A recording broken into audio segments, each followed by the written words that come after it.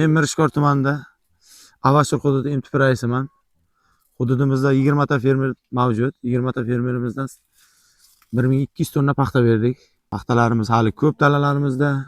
Jami yer maydoni 300 gektar. 40 sentrdan paxta berdik. 1200 tonna paxta berdik. 1200 tonna. 1200. Hali paxta ko'p dalamizda. Terimchilarimiz bor, hamma paxta mashinlarida terdik. Terimchi sonlar ancha yaxshi ko'p. Teryapti, kunlik terim tushyapti. Ular o'z vaqtida podarka, sovg'alar, yog', hamma narsa berilyapti. O'zimiz ham mana shu fermer xo'jaligimizga ishchilarimiz bilan birgalikda 85 gektar paxta ekkanmiz.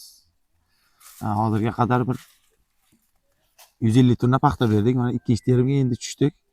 Xudo xolasa 300 tonna paxta beramiz.